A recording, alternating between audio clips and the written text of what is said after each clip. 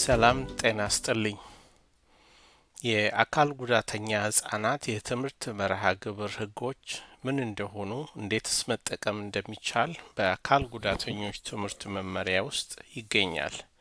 በዚህ ቪዲዮ የምንወያየው ስለ አካል ጉዳተኛ ህጻናት ትምህርት ሆኖ ስለ ኤልአርኢ ማለትም በጣም አነስተኛ ገደብ ያለው የትምህርት ሁኔታ በሰፊው እናብራራላችኋለን። ስለ አካል ጉዳተኞች ትምህርት ሲወራ ስለ ኤልአርኢ ሰምታችሁ ይሆናል። ኤልአርኢ ማለት ሊስት ሪስትሪክቲቭ ኢንቫይሮንመንት ማለት ነው። ወደ አማርኛ ሲተረጎም በጣም አነስተኛ ገደብ ያለው የትምህርት ሁኔታ እንደማለት ነው። ይህ ማለት ምን ማለት ነው? ህጉ እንደሚገልጸው ማንኛውም የመንግስት ኤጀንሲ ወይም ትምህርት ቤት የሚከተሉትን ማረጋገጥ አለበት። አንደኛ፣ በተቻለ መጠን አካል ጉዳተኛ ህጻናት በመንግስትም ይሁን በግል ትምህርት ቤቶች ወይም ተቋማት ወይም በሌሎች የኬር ማዕከላትም ይሁን ሙሉ አካል ካላቸው ህጻናት ጋር ተገቢ ትምህርት ማግኘት አለባቸው። ሁለተኛ፣ አካል ጉዳተኛ ህጻናትን ከልዩ ክፍል የተለየ ትምህርት ወይም ከሌሎች የመደበኛ ትምህርት ሁኔታዎች መለየት የሚቻለው የህጻኑ የአካል ጉዳተኝነት መጠን በተጨማሪ የእገዛ ቁሳቁስ እና በሌሎችም ታግዞ ወይም ታግዛ አጥጋቢ ውጤት ካላመጣ ወይም ካላመጣች ብቻ ይሆናል። ይህ ማለት በእርግጥስ ምን ማለት ነው?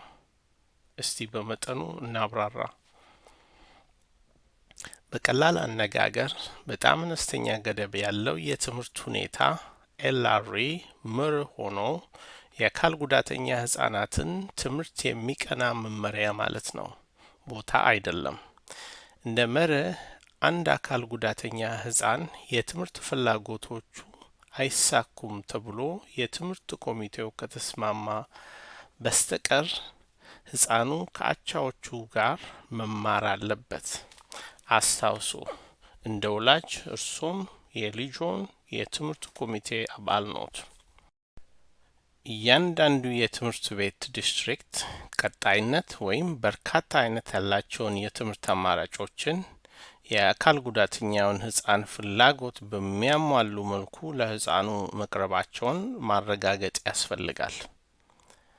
ይህ ተከታታይ ሰፋ ያለ አነስተኛ ገደብ ያለው ማለትም ተማሪው በአብዛኛው ጊዜውን በጠቅላላ የትምህርት ክፍለ ጊዜ እስከ በጣም ከፍተኛ ገደብ ካላቸው የትምህርት ክፍለ ጊዜያት ማለትም ተማሪው በአብዛኛው በተለየ ትምህርት ወይም ተቋም ከመደበኛው የትምህርት ክፍለ ጊዜ የሚያሳልፍባቸው ቦታዎች የምደባ ውሳኔ ሁልጊዜም መደበኛ የትምህርት ክፍለ ጊዜያትን ያገናዘበ መሆን አለበት። ሆኖም ግን ለሁሉም አካል ጉዳተኛ ህጻናት የመደበኛ የትምህርት ክፍለ ጊዜያትን ምደባ ግን በጣም አነስተኛ ገደብ ያላቸው ላይሆንም ይችላል። ቀጥሎ የተጠቀሱት ትዕዛዛት በሚኒሶታ የአካል ጉዳተኛ ተኮር ትምህርት መመሪያ የመጀመሪያ ገጽ ላይ ይገኛሉ። በዚህ ቪዲዮ ደግሞ አራት ዋና ትዕዛዛት በዋናነት በክልላችን የሚተገበሩ ለአብዛኛው አካል ጉዳተኛ ህጻናት የሚውሉትን ሁኔታዎች አብራራለሁ። መዋያ 1 ተማሪው ከ20% በታች ጊዜውን ወይም ጊዜዋን ከአቻ የትምህርት ጓደኞቻቸው ተለይተው የሚያሳልፉበት ሁኔታ ማለት ሲሆን የተቀረውን 80% ጊዜያቸውን በትምህርት ክፍል ውስጥ ማሳለፍ አለባቸው። መዋያ 2 ማለትም ተማሪው ወይም ተማሪዋ ከ21 እስከ 60% ጊዜ ከአጠቃላይ የትምህርት አቻዎቻቸው ተለይተው የሚያሳልፉበት ሲሆን በአብዛኛው በልዩ ክፍለ ጊዜ ወይም በቤተ መዛግብት የሚያሳልፉበት ጊዜ ማለት ነው። መዋያ 3 ማለትም ተማሪው ወይም ተማሪዋ ከ60% በላይ የቀን ጊዜያቸውን ከአጠቃላይ የትምህርት አቻዎቻቸው ተለይተው የሚያሳልፉበት ቦታ ማለት ነው። መዋያ ቁጥር 4 ማለትም ተማሪው ወይም ተማሪዋ ከ60% በላይ የቀን ጊዜያቸውን የሚያሳልፉበት የተለዩ የትምህርት ተቋም ማለት ነው። አብዛኛውን ጊዜ ስለ ሁሉን አቀፍ ስናስብ ስለ ምደባ እናስባለን። ሆኖም ግን ሁሉን አቀፍ የሚለው መርህ በአካል ጉዳተኞች ትምህርት መመሪያ ውስጥ አልተብራራም። ልጆ በጣም አነስተኛ ገደብ ውስጥ ቢማርም ከሌሎች ጋር ሁሉን ባቀፈው ሁኔታ ውስጥ እንዲማር በእቅዱ ውስጥ መካተት አለበት።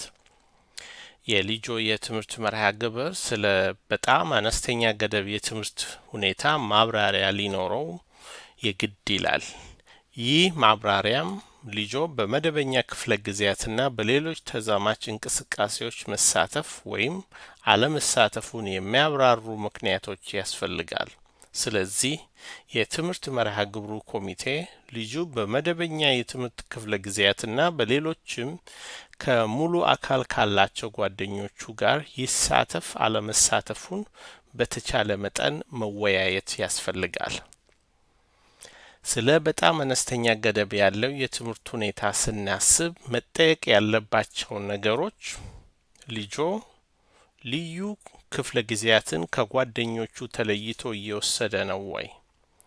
ተማሪዎች በአገልግሎቶች ምክንያት ከትምህርት ክፍላቸው ለመውጣት ይገደዳሉ ወይ? ልጆቹ የሚማሩበት ለብቻቸው በልዩ ክፍል በልዩ ትምህርት ቤት ወይም በልዩ ዲስትሪክት ውስጥ ነው ወይ? ተማሪው ድጋፍ ካገኘ በጠቅላላ ክፍል ውስጥ ከተማረ ውጤታማ ሊሆን ይችላል ወይ? ውጤታማ ካልሆነስ ለምንድን ነው? ውጤታማ የሚሆን ከሆነስ ተማሪው በጊዜያዊ የትምህርት ክፍል እንዲማር አስፈላጊ የሆኑ ነገሮች ምንድን ናቸው? ጠቅላላ የትምህርት ክፍሉን ለሁሉም አካል ጉዳተኛ ተማሪዎች መገልገያ እንዲሆን ቢቀየር የሚያስፈልጉ ነገሮች ምንድን ናቸው? አሁን በሚማርበት ሁኔታ ውስጥ ተማሪው ግቡን ለማሳካት እየጣረ ነው ወይ? ተማሪው በተገደበ ክፍል ውስጥ ቢማር ሊገኙ የሚችሉ ጥቅሞች ከጠቅላላ ክፍል ውስጥ ከሚማርበት ይበልጣል ወይ? ልጁ ትርጉም ባለው መልኩ ከአቻዎቹ ጋር እንዲማር ምን መደረግ አለበት?